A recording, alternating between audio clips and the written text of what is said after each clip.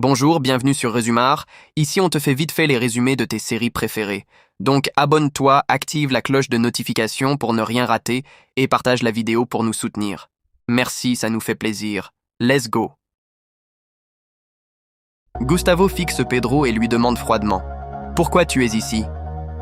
Pedro esquisse un léger sourire et répond calmement « Ce n'est pas la bonne question. » Gustavo insiste « Peut-être, mais je veux quand même entendre ta réponse. » Pedro secoue la tête. « Non. La vraie question, c'est « Pourquoi je suis parti ?» Lucia intervient aussitôt, agacée. « On sait pourquoi tu es parti. Tu t'es enfui. On a enterré ton père sans toi. » Pedro la regarde, plus sérieux cette fois. « Je pensais être le prochain. Au début, je croyais que c'était vous qui alliez me tuer. » Il marque une pause, puis ajoute « Mais j'ai compris quelque chose. La personne que je fuyais, c'était moi. » Lucia fronce les sourcils. « De quoi tu parles? T'es défoncé ou quoi ?» Pedro continue en la demandant si elle veut écouter une histoire. Sans attendre vraiment de réponse, il se lance.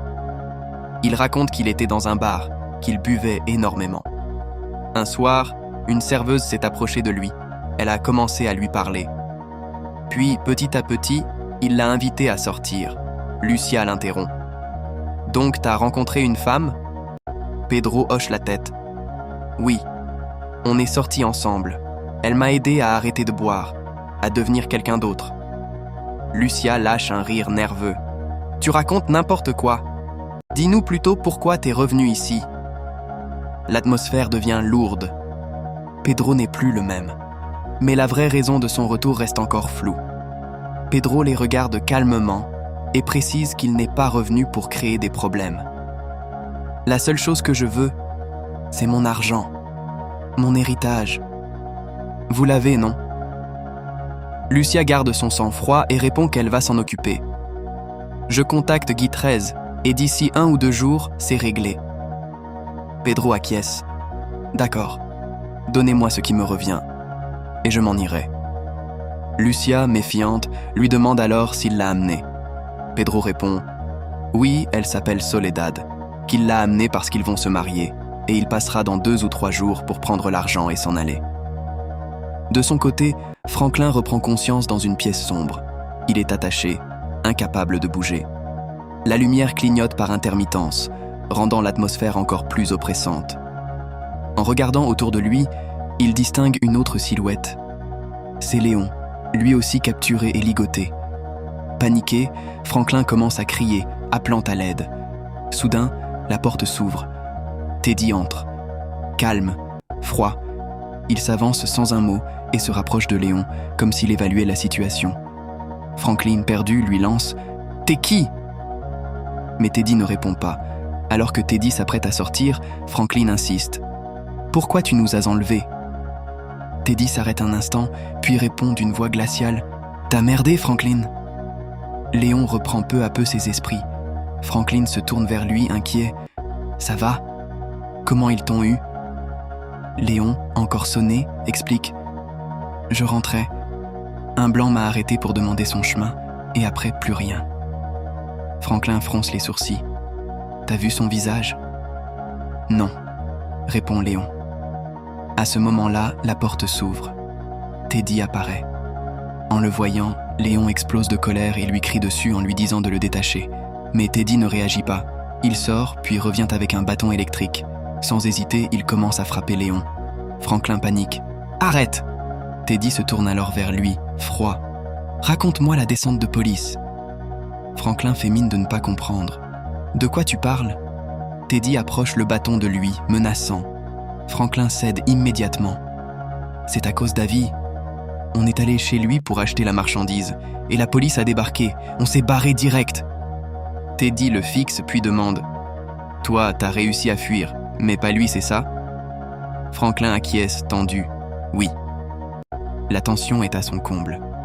Teddy cherche la vérité, et il est prêt à aller très loin pour l'obtenir. Teddy continue de mettre une énorme pression sur Franklin. Il veut comprendre. Comment Léon a pu sortir de prison aussi rapidement, et surtout s'il a parlé d'Avi à la police. Franklin essaie de rester calme et lui explique qu'il n'a rien dit à la police et que selon lui, Léon a seulement été inculpé pour délit de fuite. Il ajoute qu'il a payé sa caution légalement et jure que tout a été fait dans les règles. Après quelques secondes de tension, Teddy finit par se calmer et retourne dans son bureau. Franklin, lui, reste perturbé. Une question tourne dans sa tête. Comment cet homme connaît-il son nom? À côté de lui, Léon s'agite et répète qu'ils doivent absolument sortir de là.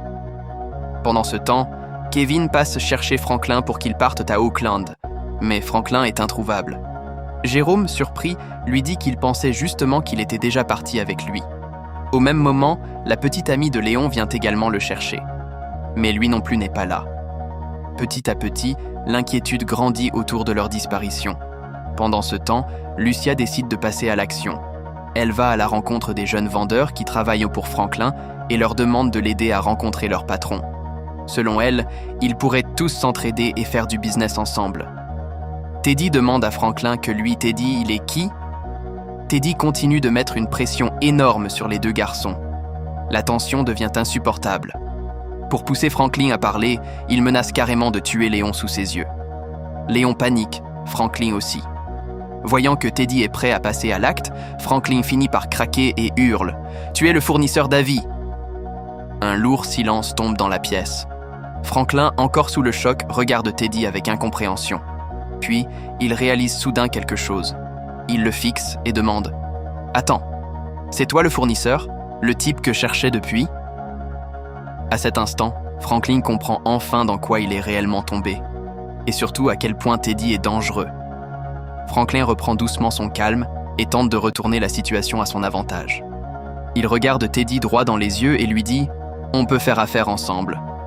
Teddy laisse échapper un petit sourire moqueur. « Arrête tes conneries », répond-il. Puis il ajoute « Hier encore, tu vendais des grammes dans des petits sachets au coin de la rue. Et maintenant tu veux remplacer à vie ?» Mais Franklin ne recule pas. Il affirme qu'il veut au moins essayer et demande alors « Combien tu vendais à avis ?» Teddy répond froidement « Plus que ce que tu peux écouler. » Franklin réfléchit rapidement puis lance « Au bon prix, je peux écouler 6 kilos par semaine. » Teddy secoue la tête. « 6 kilos, ça ne m'intéresse pas. » Franklin monte immédiatement les enchères. « Alors 10 kilos par semaine, ça te va ?» Cette fois, Teddy le regarde plus sérieusement. « Et comment tu comptes écouler 10 kilos par semaine ?» Franklin jette un regard vers l'arme de Teddy, puis répond calmement « Range ton arme, et je te montrerai comment. » Teddy ne bouge pas. Il le fixe quelques secondes avant de répondre « Convainc-moi, et je la rangerai. » À cet instant, Franklin comprend qu'il joue probablement la partie la plus importante et la plus dangereuse de toute sa vie. Pendant ce temps, Lucia et Gustavo se rendent chez l'estompeur pour discuter affaires. Ils cherchent à consolider leurs appuis et préparer la suite, maintenant que la situation devient de plus en plus instable autour d'eux. De son côté, Franklin continue de convaincre Teddy. Il lui explique en détail comment son réseau fonctionne. Il raconte qu'une fois qu'ils ont découvert comment transformer la poudre et la vendre à un prix beaucoup plus bas, tout a changé. Le produit s'est mis à partir extrêmement vite. Franklin ajoute qu'il possède désormais des dealers répartis dans tout son quartier, chacun chargé d'un secteur précis. Et surtout, son réseau continue de grandir. Chaque semaine, il gagne de nouveaux points de vente et de nouveaux clients. Puis, plus Franklin parle, plus Teddy comprend qu'il n'a plus affaire à un simple petit dealer de rue, mais à quelqu'un capable de bâtir un véritable empire. Teddy écoute attentivement Franklin, puis lui pose une nouvelle question. « Et l'argent? Tu en fais quoi ?» Franklin répond honnêtement. « Pour le moment, je le stocke. J'investis pour développer les affaires. » Teddy enchaîne immédiatement. « Et la sécurité ?»« On est bordé, » répond Franklin. À côté, Léon commence à perdre patience. Furieux, il lâche. « C'est quoi ça? Un entretien d'embauche ?» Puis, il dit à Teddy, « T'as la marchandise, nous on veut acheter. Ça devrait suffire, non ?» Franklin intervient rapidement pour calmer le jeu. Il est prudent. Il veut savoir si on tient la route. C'est à nous de le convaincre. Teddy reporte alors son attention sur Franklin et pose une dernière question. « Les cailloux, ça défonce comment ?» Franklin répond sans hésiter. C'est rapide et intense. À cet instant, Teddy comprend que Franklin maîtrise parfaitement son marché et que ce produit pourrait devenir encore plus énorme qu'il ne l'imaginait. Kevin essaie de calmer Jérôme et lui demande d'y aller doucement avec son cousin. Mais Jérôme, toujours furieux, refuse de se calmer. Il insiste sur un point. Les petits dealers de Franklin doivent immédiatement arrêter d'aller vendre dans les quartiers mexicains et surtout arrêter de vendre directement aux Mexicains. Kevin tente encore de l'apaiser. « Calme-toi !» Mais l'ambiance reste électrique. Soudain, la porte s'ouvre. Léon entre dans la maison. Tout le monde se précipite vers lui, soulagé de le voir vivant. Les questions fusent immédiatement. « Où t'étais passé ? Où est Franklin ? Qu'est-ce qui s'est passé ?» Léon, encore secoué, tente de rassurer tout le monde. « Ça va. Franklin va arriver. » Même si ses paroles calment un peu les tensions, son visage montre clairement que quelque chose de grave s'est produit. Pedro présente finalement sa fiancée, Soledad, à Lucia et Gustavo. Malgré les tensions du passé, ils profitent de l'occasion pour partager un dîner ensemble. Autour de la table, l'ambiance reste un peu étrange, mais Soledad essaie d'apaiser les choses. Avec le sourire, elle remercie Lucia. Le repas est vraiment très bon. Lucia reste polie, même si la présence de Pedro continue de la mettre mal à l'aise. Gustavo, lui, observe discrètement la scène, essayant de comprendre les véritables intentions de Pedro. Pendant ce temps, Teddy emmène Franklin rencontrer son frère Matt. Il le présente simplement. « C'est mon pilote. » Les deux hommes se saluent. Franklin regarde ensuite l'avion avec intérêt et demande à Teddy « C'est ton avion ?» Teddy répond brièvement « Oui ». Franklin poursuit alors « Jusqu'où il peut voler ?» Avant même que Teddy ne réponde, Mate prend la parole. Sans cargaison, il peut parcourir environ 4000 km, plus ou moins. Franklin écoute attentivement. Derrière cette simple discussion sur un avion, il commence déjà à comprendre l'ampleur réelle du réseau de Teddy. Franklin continue de discuter avec Teddy et Mate autour de l'avion. Curieux, il leur demande comment ils se sont connus. Teddy répond tranquillement qu'ils se sont rencontrés près d'un petit café proche de l'aéroport d'Agua Dulce, dans l'Antelope Valley. Puis il demande à Franklin « T'y es déjà allé ?» Franklin répond que non. Matt intervient alors et demande à Franklin s'il est déjà monté dans un petit avion comme celui-ci. Franklin avoue « Non, en fait, j'ai jamais pris l'avion de ma vie. » Matt le regarde, surpris. « Tu n'as jamais ressenti le plus grand frisson qu'un homme puisse connaître ?» Puis il sourit et ajoute « On va arranger ça. » Quelques instants plus tard, ils montent tous dans l'avion. Franklin observe l'appareil avec fascination et un peu d'inquiétude. Il demande « Comment ce truc tient dans les airs ?»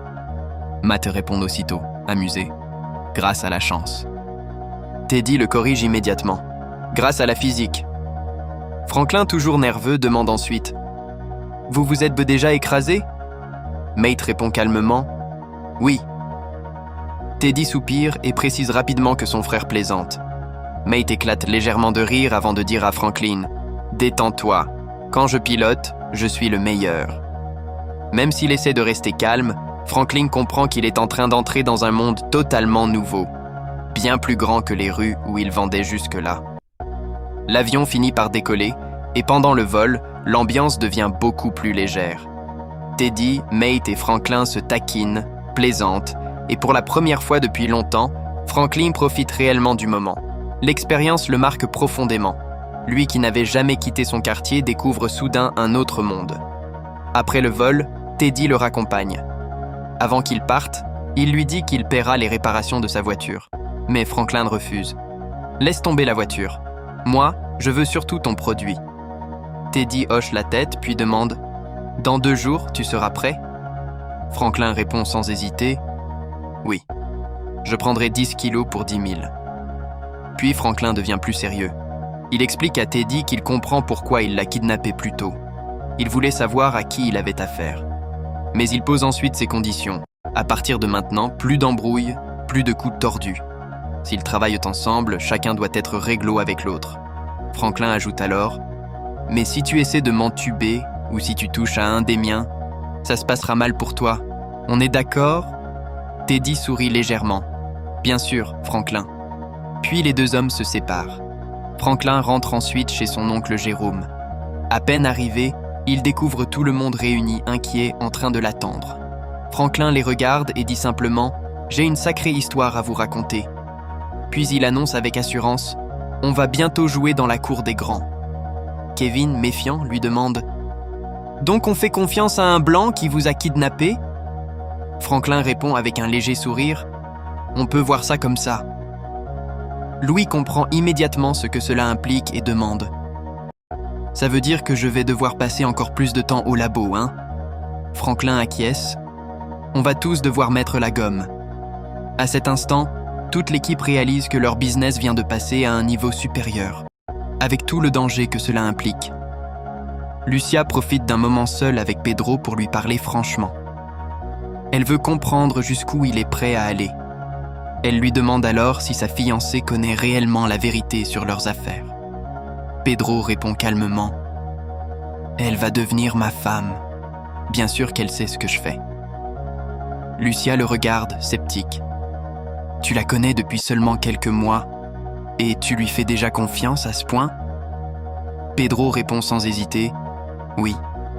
Et toi aussi, tu devrais lui faire confiance. » Lucia reste concentrée sur l'essentiel et lui annonce « Demain à 9h, tu auras ton argent.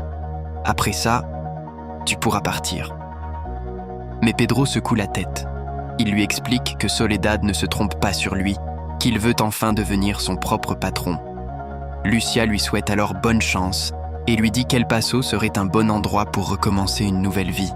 Mais Pedro la corrige immédiatement. « Non, chez moi c'est ici, à Los Angeles. » Puis il ajoute avec intensité « Si je pars maintenant, alors tout ce qu'on a fait n'aura servi à rien. » Lucia fronce les sourcils et demande « Tout ce qu'on a fait ?» Pedro commence alors à lui rappeler tout leur passé. Ils ont engagé Gustavo pour récupérer l'argent, ils ont voulu se lancer dans le trafic de coke. Puis il lâche une phrase lourde de sens. « Le sang de mon père est sur mes mains, et sur les tiennes aussi. » Le silence devient pesant. Pedro continue. « Je suis là maintenant. Nous sommes encore là. Et je veux faire tourner ce qu'on a créé. » Lucia, surprise, lui rappelle qu'elle croyait qu'il voulait seulement récupérer son héritage. Mais Pedro finit par avouer ce qu'il ressent réellement. Il a passé trop de temps seul. Maintenant, il veut retrouver une famille. Puis, presque sincèrement, il lui dit simplement « S'il te plaît. » La situation devient de plus en plus violente. Plusieurs petits dealers de Franklin se font brutalement assassiner par un homme blanc inconnu, semant la peur dans les rues et mettant tout le réseau sous pression. Pendant ce temps, Franklin décide d'aller voir sa mère, Sisi. Il espère trouver un peu de réconfort, ou au moins pouvoir lui parler. Mais dès qu'il arrive, Sisi lui fait comprendre qu'elle sait désormais la vérité. Elle lui dit qu'elle a compris ce qui se passait depuis le moment où il a commencé à fréquenter Jérôme plus souvent. Elle a vu les nouvelles voitures, les nouvelles fréquentations, et surtout, elle sait maintenant que ce n'est plus seulement de l'herbe. Franklin essaie alors de lui parler autrement. Il lui demande si elle se souvient de quand il était petit, quand elle venait le border le soir, et lui demandait de raconter le meilleur moment de sa journée. Sisi, troublée, lui demande pourquoi il parle de ça. Franklin lui explique qu'enfant, certaines journées étaient tellement belles qu'il faisait tout pour ne rien oublier, afin de pouvoir tout lui raconter plus tard. Puis il ajoute doucement « Aujourd'hui, c'était une belle journée. » Mais Sisi le coupe immédiatement. Elle refuse de voir les choses de cette façon. Elle lui dit qu'il sait très bien ce qu'elle pense de tout ça et ce que ce business lui fait ressentir. Puis elle lui lance une phrase dure. « Tu seras toujours le bienvenu ici, quand tu arrêteras tout ça. » Et malgré les appels de Franklin qui lui demandent d'attendre, elle ferme la porte et s'éloigne. Franklin reste seul quelques secondes, puis il finit par traverser la rue pour aller voir Mélodie. Quand elle ouvre la porte, elle lui demande ce qu'il fait là. Franklin s'excuse d'être venu à l'improviste. Il lui dit qu'il voulait simplement la remercier pour la carte d'anniversaire, et surtout s'excuser pour ce qu'il lui a fait. Mélodie essaie de minimiser. « Ce n'est rien. » Mais Franklin secoue la tête. « Non, ce n'est pas rien. » Puis il lui avoue quelque chose qu'il commence enfin à comprendre. Dans cette vie, l'une des choses les plus importantes, c'est de protéger les gens qu'on aime. Et il reconnaît qu'il n'a pas su la protéger, elle. Avec sincérité, il lui demande pardon. Touchée par ses paroles, Mélodie le regarde un instant, puis lui dit doucement « Entre ».